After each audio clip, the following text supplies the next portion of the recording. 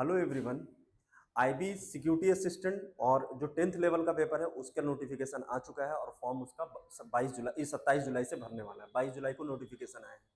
वैसे ही IB ACIO जो होता है ग्रेजुएट लेवल के लिए, उसका भी कुछ दिन पहले ही वैकेंसी आई है और भी उसका फॉर्म फिल किया जा रहा है। तो आज हम लोग 10th लेवल वाले के बारे में जानने के लिए यहाँ पे देखेंगे, क्योंकि इसका पेपर भी लगभग लगभग सेम पैटर्न पे ही होता है। टीयर 1, टीयर 2, टीयर 3, ठीक है, 3 स्टेज में होता है। बट घबराने की जरूरत नहीं है, ठीक है। आप इसको बहुत आसानी से क्रैक कर सकते हैं अगर आप एसएससी, रेलवे या फिर बैंकिंग या यूपीएससी की तैयारी कर रहे हैं। अगर यूपीएससी की भी तैयारी कर रहे हैं तो भी 40% इसमें जीएस का वेटेज होता है, ठीक है। अगर रेलवे या बैंकिंग की तैयारी या एसएससी की कर रहे हैं तो 40% आपका जो वेटेज होता है इसके अंदर वो होता है मैथ और रीजनिंग का होता है, ठीक है। और इंग्लिश 20 क्वेश्चन आते हैं, 20% उसका वेटेज होता है टीयर 1 में। तो चलिए शुरुआत करते हैं। पहले बात कि 10th लेवल का है पेपर ही, ठीक है। और क्या है इसके अंदर, एक चीज देख लेते हैं यहाँ पे। टोटल वैकेंसी कितनी आई है? तो टोटल आपकी वैकेंसी अगर हम की बात करें कि टोटल वैकेंसी की अगर मैं बात करूं तो यहाँ पे टोटल वैकेंसी आपकी 4987 है, ठीक है। 4987 है और क्वालिफिकेशन अभी मैंने बताया कि 10th पास चाहिए आपका। पोस्ट क्या कहलाएगा? सिक्योरिटी असिस्टेंट कहलाएगा। ये क्या कहलाएगा? सिक्योरिटी असिस्टेंट का पोस्ट कहलाएगा आपका। दूसरा, कौन से लेवल का जॉब ये सर? तो ये ग्रुप सी लेवल का जॉब। कौन सा लेवल का? Group C. क्या होता है ये लेवल सर? ये लेवल 3 में आता है। लेवल 3 में आता है। जैसे सीजीएल की अगर मैं बात करूं तो सीजीएल के 4600 ग्रेड पे वाला लेवल 7 में आता है, ठीक है।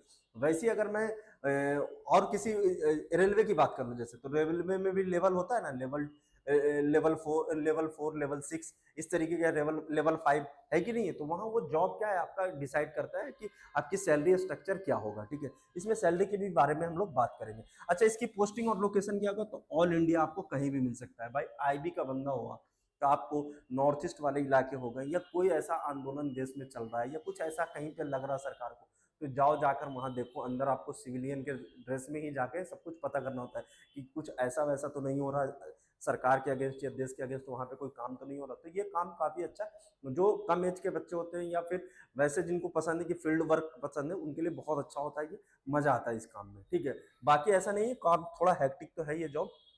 मैंने भी आपको बता दिया कि 26 जुलाई से फॉर्म खुलने वाला है और 17 अगस्त तक चलने वाला है। कब से खुलेगा? 26 जुलाई से 17 अगस्त तक चलेगा। 22 जुलाई को नोटिफिकेशन है। क्या डेट कब होगा एग्जाम का? तो एग्जाम डेट की अगर मैं बात करूं तो एग्जाम डेट जो आपका आने वाला है, वो एग्जाम डेट जो मेरे भाई होगा, ये लगभग लगभग आज से 2.5 या 3 मंथ बाद ये पेपर हो जाएगा। 2.5 या 3 मंथ बाद ये पेपर अगर होगा, 2.5 से 3 मंथ के अंदर ही, ध्यान रखो।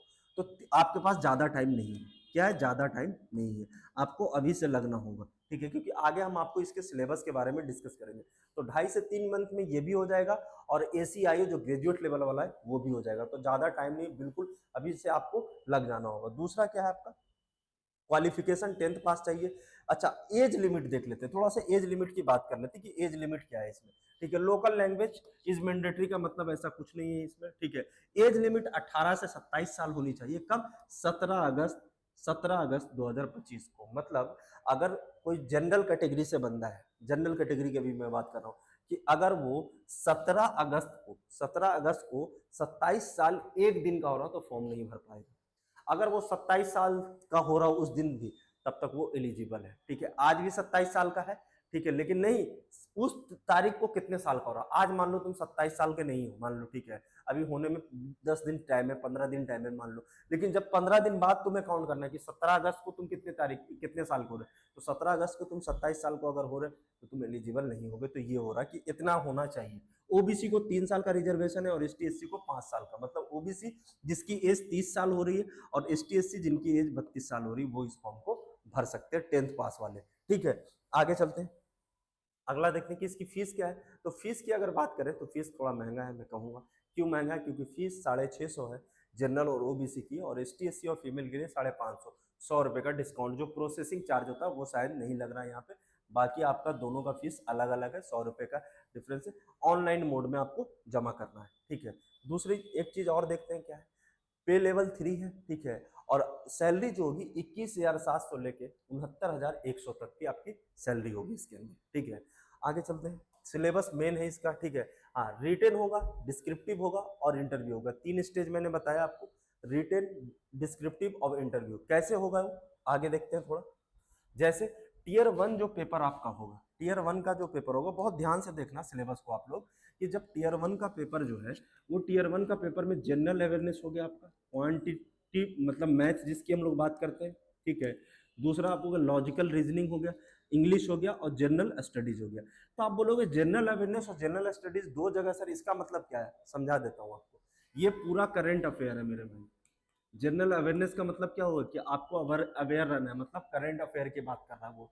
तो इंटरनेशनल लेवल के करंट अफेयर आपको पढ़ना है, साइंस एंड टेक वाले ज्यादा पढ़ना है करंट अफेयर, ये थोड़ा ध्यान रखना आपको। दूसरा क्या है, ये जनरल स्टडी जिसमें आपकी हिस्ट्री, पॉलिटी, ज्योग्राफी और स्टैटिक वाले पार्ट आ जाएंगे, ठीक है। ये सारा आपको देखना है, ठीक है, इसके अंदर आ जाएंगे, ठीक है। साइंस हो गया, आपको साइंस का बहुत अच्छा वेटेज होता है, साइंस के बहुत अच्छे अच्छे सवाल आते हैं। साइंस में आपको फिजिक्स, केमिस्ट्री और बायो, ये तीनों के बहुत अच्छे सवाल आते हैं, तो आपको ये तीनों भी बहुत अच्छे से पढ़ना है इसके लिए। तो ये 20 मार्क्स का होगा। इंग्लिश 20 मार्क्स का, 20 मार्क्स का रीजनिंग है और 20 मार्क्स का ही मैथ है आपका, और 20 ही मार्क्स का जनरल अवेयरनेस है। तो 5 सेक्शन है इसमें टोटल। कितने सेक्शन है? 5 सेक्शन है, ये ध्यान रखना आपका। टोटल 100 मार्क्स का पेपर होगा, 1 घंटे का पेपर होता है, 1/4 निगेटिव होता है। 1/4 निगेटिव का मतलब कि अगर 4 आपने तुक्के मार दिए, 4 गलत हो गए आपको सारे को सारे, तो आपका 1 नंबर कट जाएगा, ठीक है। ये जान लेना, ये है इसका मतलब, ठीक है। आगे चलते हैं, आगे क्या होगा, डिस्क्रिप्टिव टेस्ट। अभी मैंने बोला कि पैसेज ट्रांसलेशन, मतलब आपको एक एस्से लेटर आएगा, एस्से होगा और एक लेटर लिखना होगा। लेटर हो गया आपका, मान लो कि लोकल किसी अथॉरिटी को लिखना है कि यहाँ साफ सफाई नहीं है, तो वो लेटर कैसे आप लिखेंगे, या किसी पिताजी को लिखना है या भाई को लिखना है कोई लेटर, वो हो गया आपको। एक एस्से हो गया, कोई ऐसा जनरल टॉपिक, इन्वायरमेंट हो गया, या कुछ भी ऐसा हो सकता है, political situation in our country, कुछ भी ऐसा आपसे पूछा जा सकता है, तो वो हो गया एस्से के बारे में आपको लिखना है, ठीक है।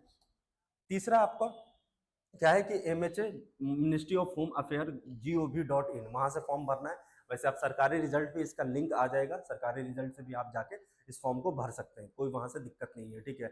वहां पे सारा डिस्क्रिप्शन आपको मिल जाएगा, ठीक है। हाँ, फोटो, ये सब आप जो आपको जिस फॉर्मेट में चाहिए वहां पे आपको सब दिख जाएगा, नोटिफिकेशन जो उसके अंदर मेंशन होगा। फोटो अपलोड करने से पहले आपका आ जाएगा वहां पे। फोटो जब आप अपलोड करने जाएंगे तो लगभग लगभग वहां पे आपका नोटिफिकेशन, फोटो अपलोड करने के टाइम पे आपको दिख जाएगा बॉक्स में कि कितना केबी तक चाहिए, ठीक है। तो वो वहां से आप ऑनलाइन ही कर लेना, ऑनलाइन भी फोटो वहां से आपका रिसाइज हो जाएगा, ठीक है। क्या ऐसी वेबसाइट है, बगल में टैब खोल के अगर आप रिसाइज करोगे तो वहां से फोटो सिग्नेचर आपका रिसाइज हो जाएगा, ठीक है।